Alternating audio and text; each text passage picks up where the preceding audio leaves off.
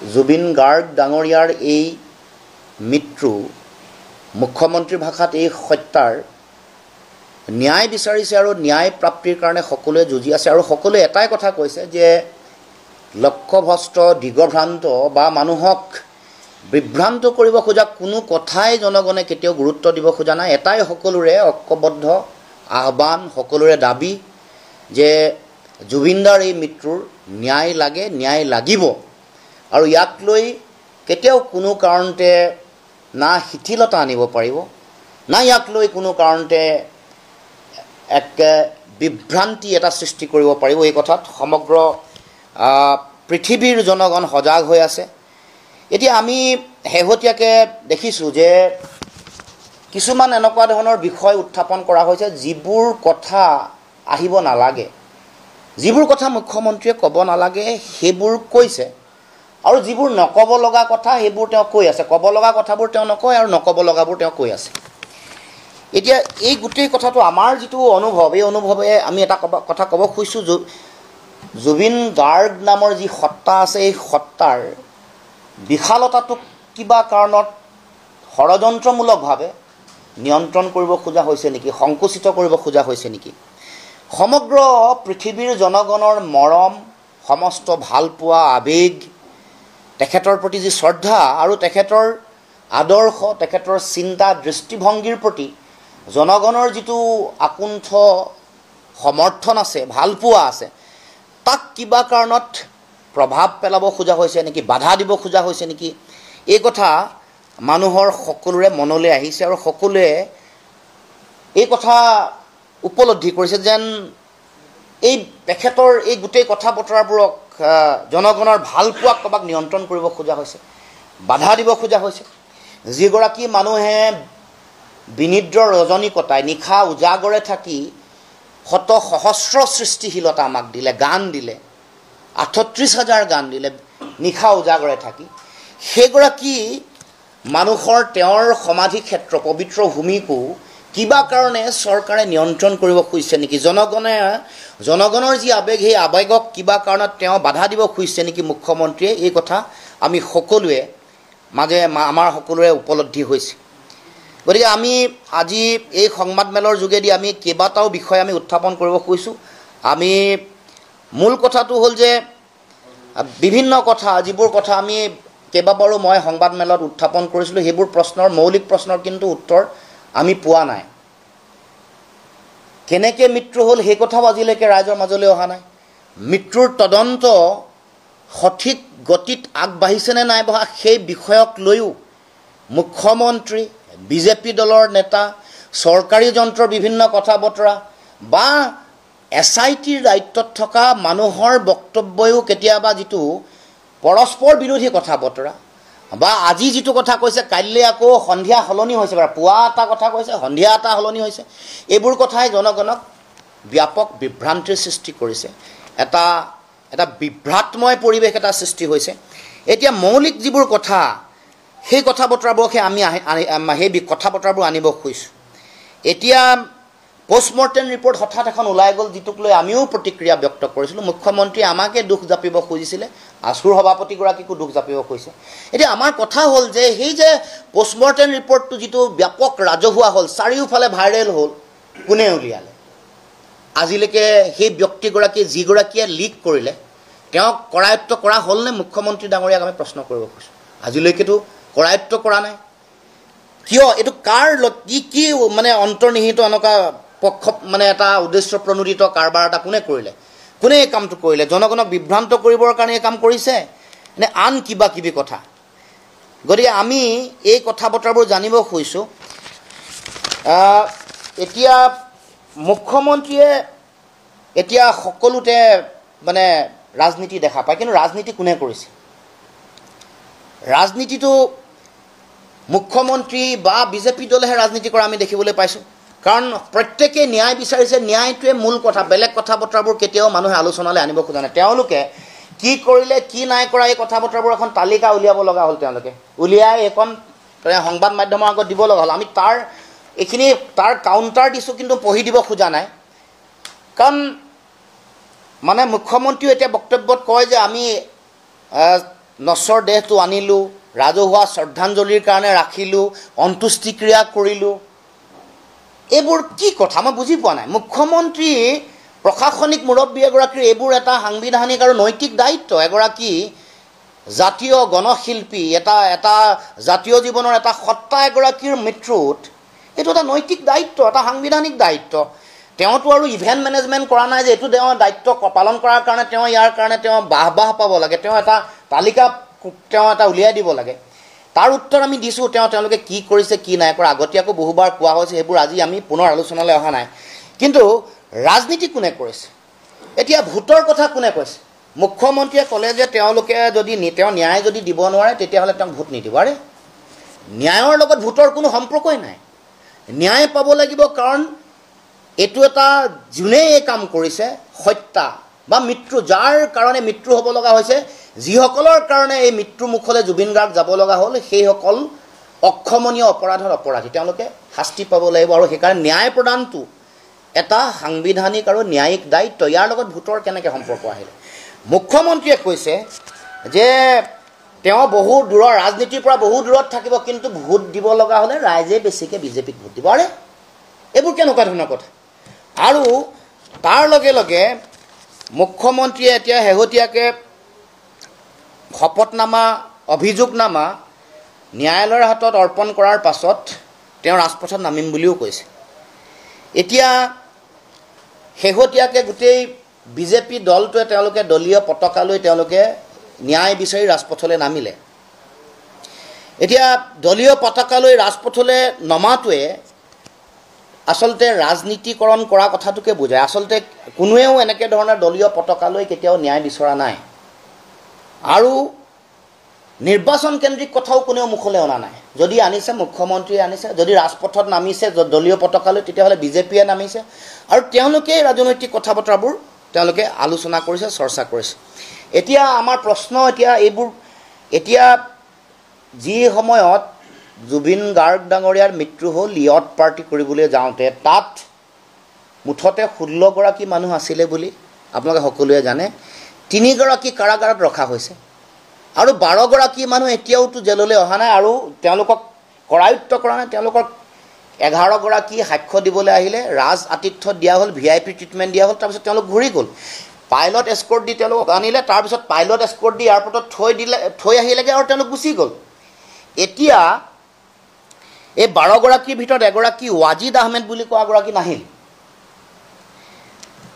তাৰ পাছত এইসকল ব্যক্তি, যিসকল ব্যক্তিৰ সেই সময়ত মৃত্যুৰ সময়ত তাত উপস্থিত আছিল, তেওঁলোক যে জুবিনৰ মৃত্যুৰ বা হত্যাৰ অংশীদাৰ বুলি বেলেগক গণ্য কৰা হৈছে, তেওঁলোকক কেনেকৈ কৰা নহ'ব? তেওঁলোকক কিয় কৰায়ত্ব কৰা নহ'ব?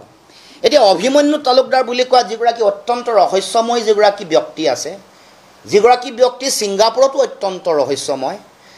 দিল্লীত ৰিপৰ্টাৰী যেতিয়া তেওঁ কৰিছিলে, তেতিয়াও সমগ্ৰ দিল্লীৰ ৰিপৰ্টাৰসকলৰ লগত খবৰ ল'লে, তেতিয়াও ৰহস্যময় এগৰাকী ব্যক্তি, যিগৰাকী ব্যক্তিয়ে এসময়ত আলফা বুলি কৈ চালফা বুলি কৈ থাকে। এই অভিমন্যু তালুকদাৰ বুলি কোৱা যিগৰাকী ব্যক্তি, এই ব্যক্তিগৰাকীৰ প্ৰতি মুখ্যমন্ত্ৰীৰ অহৈতুকী প্ৰীতি কিয়? মানে মুখ্যমন্ত্ৰীয়ে কৈছে তেওঁলোক খুব মেৰিটৰিয়াছ, তেওঁলোক ল'ৰা ছোৱালী বা ষ্টুডেণ্ট গৈ তাত আছেগৈ। চোকা মেধাসম্পন্ন মানুহে অপৰাধ কৰিব নোৱাৰে, বা তেওঁলোকে জুবিনৰ মৃত্যু বা হত্যাৰ তেওঁলোক কাৰক হ'ব নোৱাৰিব, এনে কোনো কথা নাই। এতিয়া ৰাইজৰ মাজত সৰব চৰ্চা হৈছে যে এইগৰাকী অভিমন্যু তালুকদাৰৰ লগত মুখ্যমন্ত্ৰীৰ, ৰাইজৰ মাজত অভিযোগ আহিছে মুখ্যমন্ত্ৰীৰ কিবা ব্যৱসায়িক সম্পৰ্ক আছে। এতিয়া আমি মুখ্যমন্ত্ৰীকে প্ৰশ্ন কৰিব খুজিছোঁ যে জনগণৰ যিটো প্ৰশ্ন যে আপোনাৰ লগত অভিমন্যু বা আপোনাৰ পৰিয়ালৰ লগত অভিমন্যু তালুকদাৰৰ কি ব্যৱসায়িক সম্পৰ্ক আছে, আপুনি ৰাজহুৱা কৰিব লাগে। কিবা ব্যৱসায়িক সম্পৰ্ক আছে নেকি জনাব লাগে, আৰু তাৰ ৰাজহুৱা কৰিব লাগে। বিভিন্ন ধৰণৰ কথা বতৰা মানুহৰ লগত চাৰিওফালে চৰ্চা চলি আছে। Abhimanyu Talukdar, Ranjit Borthakur, Singapore, semiconductor global partner যিটো হংকঙৰ কোম্পানী, য'ত ছিংগাপুৰৰ হেডকোৱাৰ্টাৰ আছে, ছিংগাপুৰৰ হেডকোৱাৰ্টাৰ থকা সেই ছেমিকণ্ডাক্টৰ উৎপাদন কৰা সেই কোম্পানীটোৰ লগত MOU সহি কৰিবলৈ যাওঁতে মুখ্যমন্ত্ৰীয়ে নিজেই কৈছে যে ৰঞ্জিত বৰঠাকুৰো গৈছিল, বালিপাৰা ফাউণ্ডেশ্যন, ৰাজস্থান ৰয়েলছৰ তেওঁ চেয়াৰমেন, এই গোটেই কথা বতৰাবোৰৰ যিটো এটা ক'ব নোৱাৰা অদৃশ্য যিটো সম্পৰ্ক, সেই সম্পৰ্ক অসমৰ ৰাইজে জানিব খুজিছে। আলোচনাৰ বিষয় আমি শুনিছোঁ, ৰাইজৰ আলোচনা, এইটো আলোচনালৈ চৰ্চালৈ আহিব লাগে, মুখ্যমন্ত্ৰী উত্তৰ দিব লাগে। মই কৈহে দিছোঁ, আগতেও কৈ দিছিলোঁ, এবাৰ কৈ দিওঁতে তেওঁলোকে বেলেগ ধৰণে কাউণ্টাৰ, এইবোৰ আপোনালোকৰ ইনভেষ্টিগেটিভ জাৰ্নেলিজিমৰ দায়িত্ব আছে, মই নামবোৰহে কৈ গ'লোঁ। অভিমন্যু তালুকদাৰৰ প্ৰতি মুখ্যমন্ত্ৰীৰ অহৈতুকী প্ৰীতি কিয়? এই প্ৰীতি আমি অসমৰ ৰাইজে জানিব খুজিছোঁ, জনাৰ প্ৰয়োজনীয়তা আছে। আৰু এটা প্ৰশ্ন ৰাইজে বাৰে বাৰে কৰি আহিছিলে যে মুখ্যমন্ত্ৰীৰ পত্নীৰ যিটো গল্ডেন থ্ৰেড নামৰ যিটো এই মানে হেণ্ডলুমৰ যিটো কোম্পানী, এইটোৰ লগত Shyamkanu Mahanta, north east festival, Rongali, এইবোৰৰ কি সম্পৰ্ক আছে? সম্পৰ্ক আছে নে নাই আমি জানিব খুজিছোঁ। যদি আছে কওক আছে বুলি, যদি নাই নাই বুলি কওক। শ্যামকানু মহন্তৰ পৰিয়ালৰ লগত কি সম্পৰ্ক আছে ৰাইজে সকলোৱে জানে, দেখিছে, বুজিছে। এতিয়া মানুহৰ মনত এইও সন্দেহ আহিছে যে ইমান নিকট সম্পৰ্ক, ইমান নিবিড় সম্পৰ্ক থকা পৰিয়ালটোৰ লগত তদন্ত প্ৰক্ৰিয়া চলি থাকোঁতে প্ৰকৃত ন্যায় পাবনে জুবিন দাই? এই কথাও মানুহৰ মনলৈ আহিছে। এতিয়া মৌলিক প্ৰশ্ন, এইসকল অভিযুক্ত, যিসকল অভিযুক্ত আহিলে সেইসকলক গ্ৰেপ্তাৰ কৰোঁতে ইমান বিলম্ব কিয় কৰিলে? সিদ্ধাৰ্থক দিল্লীত লগ পোৱাৰ পাছতো মুখ্যমন্ত্ৰীয়ে কিয় নধৰিলে কিয়? আমাৰ প্ৰশ্ন। সন্দীপন গাৰ্গক পিঠিত চপৰীয়া চপৰীয়া মুখ্যমন্ত্ৰীয়ে কি কথা পাতিছিলে? ৰাজহুৱা কৰিব লাগে। শেখৰ আৰু অমৃতপ্ৰভাক গুৱাহাটীত 15 দিন মুকলি আকাশৰ তলত নিৰ্বিঘ্নে ঘূৰি ফুৰিবলৈ কিয় দিলে? নে তেওঁলোকক সাক্ষ্য, প্ৰমাণ, বক্তব্য সলনি কৰাৰ সুযোগ প্ৰদান কৰিলে নেকি? অভিযুক্তসকলৰ তথ্য প্ৰমাণ লুকুৱাৰ এই সুযোগ কিবা কাৰণত দিয়া হ'ল নেকি? এইবোৰ কথা আমি জানিব খুজিছোঁ। এতিয়া আমি বহু সময়ত আমি দাবী কৰি আছিলোঁ যে গোটেই বিষয়টোৰ লগত আন্তঃৰাষ্ট্ৰীয় বিষয় জড়িত হৈ আছে, সেইকাৰণে CBIৰ তদন্ত ন্যায়ালয়ৰ তদাৰকত হ'ব লাগে, সেই কাম নকৰিলে। এইটো দাবী আমি আজিও ৰাখিছোঁ। এতিয়া আৰু এটা মৌলিক বিষয়, এই বিষয়টো আমি প্ৰশ্ন উত্থাপন কৰিছোঁ। এই বিষয়টো হ'ল আপোনালোকে সকলোৱে জানে যে গোটেই ন্যায় প্ৰক্ৰিয়াটোৰ লগত অভিযোগনামাখন শক্তিশালী ৰূপত দিব লাগিব। যিটো ভাৰতবৰ্ষৰ যিটো ন্যায় ব্যৱস্থা, এই ন্যায় ব্যৱস্থাত আমাৰ যিটো তদন্তকাৰী সংস্থা SITয়ে যেতিয়া তদন্ত প্ৰক্ৰিয়া চলাই আছে, ইয়াত ভাৰতীয় যিটো ন্যায় সংহিতাৰ সঠিক ধাৰা এই যিখন অভিযোগনামা তাত সংলগ্ন হ'ব লাগিব, শুদ্ধ হ'ব লাগিব। কঠোৰ তথ্য আৰু সাক্ষ্য দাখিল কৰি অভিযোগনামাখন গঢ়ি তুলিব লাগিব, তাৰ ভিত্তিতহে ন্যায় পাব। এই অভিযোগনামাখন যেতিয়াই CID বা SITয়ে তেওঁলোকে কৰিব, তাত এখন পানী নহৰকা ধৰণৰ হ'ব লাগিব, কঠোৰ হ'ব লাগিব, শক্তিশালী হ'ব লাগিব, আৰু তেতিয়াহে এই ন্যায় প্ৰক্ৰিয়াৰ পৰা আমি এই গোটেই ব্যৱস্থাটোৰ পৰা প্ৰকৃত ন্যায় পাম। কাৰণ এই অভিযোগনামাখন কামৰূপ মহানগৰৰ যিগৰাকী মুখ্য দণ্ডাধীশৰ হাততে এই অভিযোগনামাখন অৰ্পণ কৰিব। গতিকে আমি সকলোৱে বিচাৰিছোঁ, জনগণেও বিচাৰিছে যে এই যিখন অভিযোগনামা হ'ব, এইখন পানী নহৰকা হ'ব লাগে, ইয়াৰ সঠিক আৰু শুদ্ধ সাক্ষ্য হ'ব লাগে, তথ্য সম্বলিত হ'ব লাগে। সেইটো আমি সকলোৱে বিচাৰিছোঁ, আৰু সেইখনে আমাৰ সকলোৰে, এই অভিযোগনামাখনেই জুবিন গাৰ্গৰ ন্যায়ৰ ক্ষেত্ৰত প্ৰধান অস্ত্ৰ হ'ব, এই কথা আমি সকলোৱে জানো। এতিয়া BJP ৰাজপথত নামিছে। আমাৰ এতিয়া প্ৰশ্ন, এতিয়া BJPয়ে কাৰ ওচৰত ন্যায় বিচাৰিছে? মুখ্যমন্ত্ৰীৰ ওচৰত ন্যায় বিচাৰিছে নে ন্যায়পালিকাৰ ওচৰত ন্যায় বিচাৰিছে? ভাৰতবৰ্ষৰ যিখন ন্যায় সংহিতাৰ মতে আইনে নিজে নিজৰ বাট ল'ব। ন্যায় সংহিতাই এইটো কথা কৈছে যে আইনে নিজে নিজৰ বাট ল'ব, কিন্তু প্ৰকৃত দায়িত্বটো হৈ গ'ল যে অভিযোগনামাখন, যিখন অভিযোগনামা দিব, তাত তথ্য প্ৰমাণ শুদ্ধ হ'ব লাগিব, শক্তিশালী হ'ব লাগিব, পানী নহৰকা হ'ব লাগিব, কোনো ধৰণৰ যাতে আঁতৰি নাযায়, ইয়াৰ পৰা এই গোটেই তদন্ত প্ৰক্ৰিয়াৰ পৰা যাতে কোনো আঁতৰি নাযায়, কোনো এগৰাকীও ব্যক্তি যাতে ইয়াৰ পৰা আঁতৰি নাযায়, এইটো কাম কৰিব লাগিব। কিন্তু BJPয়ে প্ৰথম সন্দেহ প্ৰকাশ কৰিছে। কাক সন্দেহ কৰিছে? কাৰ পৰা ন্যায় বিচাৰিছে? এতিয়া যদিহে BJPয়ে ৰাজপথত নামিছে, ন্যায় বিচাৰিছে, তেতিয়াহ'লে তেওঁলোকে অসমৰ গৃহ বিভাগৰ ওপৰত তেওঁলোকৰ আস্থা নাই। প্ৰথম দ্বিতীয়, তেওঁলোকৰ পুলিচ আৰু CID বা SITৰ ওপৰত তেওঁলোকৰ কোনো ধৰণৰ আশা আৰু ভৰসা নাই, কাৰণ অভিযোগনামাখন দিয়াৰ ওপৰত ভিত্তি কৰি ন্যায় প্ৰক্ৰিয়াটো চলিব। ন্যায়পালিকাই গোটেই সেই অভিযোগনামাখনৰ ওপৰত ভিত্তি কৰিয়ে ন্যায় প্ৰদান কৰিব। এতিয়া যদিহে তেওঁলোকৰ অসমৰ গৃহমন্ত্ৰীৰ ওপৰত BJP দলৰ কৰ্মকৰ্তাসকলৰ আস্থা নাই, যদিহে আৰক্ষী, CID, SIT, মুন্না গুপ্তা এইসকলৰ ওপৰত BJPৰ দলৰ নেতাৰ কৰ্মকৰ্তাসকলৰ তেওঁলোকৰ যদি বিশ্বাস নাই, তেতিয়াহ'লে গৃহমন্ত্ৰীয়ে ইয়াৰ নৈতিক দায়িত্ব স্বীকাৰ কৰিব লাগিব। কাৰণ গৃহমন্ত্ৰীয়ে আওপকীয়াকৈ নৈতিক দায়িত্ব স্বীকাৰ কৈছে যে অভিযোগনামাখন দিয়াৰ পিছদিনাখনেই তেওঁ ৰাজপথলৈ আহিব। কিন্তু ন্যায় ব্যৱস্থাত আপোনালোকে জানে যে এনেকুৱা ধৰণৰ কোনো হেঁচা বা কোনো দাবী বা কোনো ধৰণৰ এনেকুৱা ধৰণৰ কথাৰ কোনো গুৰুত্ব নাই, এইটো অপ্ৰাসংগিক কথা। মুখ্যমন্ত্ৰীয়ে নিজে বনাই দিয়া SIT, CIDয়ে যিখন আয়োগ তাৰ ওপৰত যেতিয়া আস্থা ব্যক্ত কৰা নাই, দুটা কথা হয়। তেওঁ এটা সময়ত কি বুলি কৈছিলে যে এনেকুৱা অভিযোগনামাত এনেকুৱা তদন্ত আহিব, আপোনাৰ চকু একেবাৰে ডাঙৰ হৈ পৰিব। তেওঁ কথাবোৰ জানিছিলে নে তেওঁৰ নিয়ন্ত্ৰণত কথাবোৰ হৈ আছে? আৰু শেহতীয়াকৈ তেওঁ যিটো কথা ক'লে যে তেওঁ অভিযোগনামা দিয়াৰ লগে লগেই তেওঁ ৰাজপথলৈ তেওঁ নামিব, তাৰমানে অভিযোগনামাখনত কিবা ডালমে কুচ কালা হে, এইটো আগতীয়াকৈ প্ৰিপ্লেন স্ক্ৰিপ্টেড হ'ব, যাৰ কাৰণে তেওঁ নামিব। এতিয়া সেইকাৰণে প্ৰথমটো তেওঁৰ নিজৰ দলৰ কৰ্মকৰ্তাসকলে তেওঁক সন্দেহ কৰিছে, তেওঁৰ ওপৰত আস্থা ৰখা নাই, পুলিচ প্ৰশাসনক ৰখা নাই, তেওঁ নিজৰ ওপৰত ৰখা নাই। গতিকে নৈতিক দায়িত্ব স্বীকাৰ কৰি মুখ্যমন্ত্ৰীয়ে পদত্যাগ কৰিব লাগে, কাৰণ নিজে তেওঁ স্বীকাৰ কৰিছে। এতিয়া দ্বিতীয় প্ৰশ্নটো আহিলে, তেওঁ আৰু এখন আয়োগ তেওঁ গঠন কৰিছিলে, সৌমিত্ৰ শইকীয়াৰ এজনীয়া ন্যায়িক আয়োগ। এতিয়া ন্যায়িক আয়োগেও তেওঁ তদন্ত প্ৰক্ৰিয়া চলাই আছে, সাক্ষ্য লৈছে। এতিয়া ন্যায়িক আয়োগৰ যিটো সাক্ষ্য প্ৰক্ৰিয়া, যিটো তদন্তৰ যেতিয়া প্ৰতিবেদন গঠন হ'ব, নিয়মটো হৈ গ'ল প্ৰতিবেদন চৰকাৰৰ হাতত দিব, বিধানসভাত এখন প্ৰতিবেদন তেওঁলোকে দিব লাগিব।